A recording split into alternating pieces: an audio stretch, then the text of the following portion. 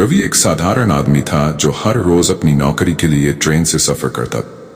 वह एक दिन देर रात अपने गांव लौट रहा था।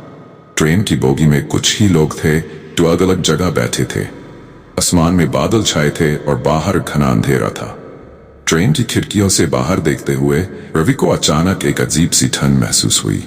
उसने अपनी जैकेट को कसकर लपेट लिया और अपनी सीट पर आराम से बैठने की कोशिश की।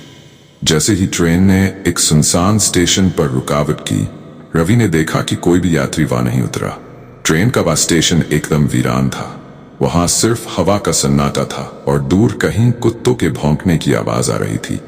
ट्रेन कुछ मिनटों तक वहीं रुकी रही, जैसे किसी का इंतजार कर रही हो। अचानक रवि ने देखा कि एक महिला सफेद साड़ी में लिपटी हुई ट्रेन में चढ़ रही थी।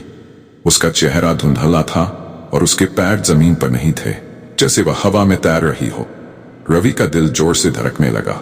वह जानता था कि कुछ तो अजीब है, लेकिन वह कुछ बोल नहीं पाया। वह महिला धीरे धीरे बोगी में आई और रवि के सामने वाली सीट पर बैठ गई। उसके चेहरे पर एक अजीब सी मुस्कान थी जो एक पल में ही डरावनी लगने लगी। रवि ने अपने कानों में ईयरफोन डालने की कोशिश की, लेकिन उसे महसूस हुआ कि कोई अदृश्य ताकत उसे रोक रही है। वह और अधिक घबराने लगा। तभी उस महिला ने धीरे धीरे अपनी ओर देखा और बोली, क्या तुम मेरे साथ खेलना चाहोगे? रवि ने उसकी आवाज में एक अजीब सी ठंडक महसूस की। वह कुछ भी कह पाने की हालत में नहीं था। महिला ने फिर से पूछा, क्या तुम जानते हो कि मैं कौन हूं? रवि ने डरते हुए सिर हिलाया। महिला ने धीरे से अपनी साड़ी का एक कोना उठाया और रवि को दिखाया। उसके पैरों पर गहरे घाव थे और खून बह रहा था। रवि की आंखें फटी की फटी रह गईं।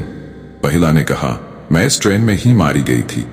हर रात जब यह ट्रेन यहां से गुजरती है, मैं अपनी मौत का कारण ढूंढने आती हूं। रवि को ऐसा लगा जैसे उसकी सांसें थम गई हो। उसने उठने की कोशिश की, लेकिन उसके पैर जैसे जम गए थे। महिला ने अपनी ठंडी उंगलियों से रवि का हाथ पकड़ा और उसे एक पुराना अखबार दिखाया। उस अखबार में एक खबर थी, युवती की ट्रेन से गिरकर मौत, पुलिस को शक हत्या का। रवि ने देखा कि उस खबर में महिला की तस्वीर थी। वह समझ गया कि यह आत्मा उस दिन से भटक रही है जब उसकी हत्या हुई थी। महिला ने रवि से कहा, मेरे हत्यारे को ढूंढो और मुझे न्याय दिलाओ, नहीं तो मैं हर रात तुम्हें इसी तरह परेशान करूंगी। रवि ने कांपते हुए हाँ में सिर हिलाया। अगले दिन रवि ने उस अखबार की खबर को ध्यान से पढ़ा और पुलिस से संपर्क किया। उसने उन्हें सारी बातें बताई और महिला की आत्मा से मुलाकात का जिक्र किया। पुलिस ने मामले की फिर से जांच शुरू की और कुछ ही दिनों में असली हत्यारा पकड़ में आ गया। वह महिला का करीबी रिश्तेदार था जिसने जायदाद के लिए उसकी हत्या की।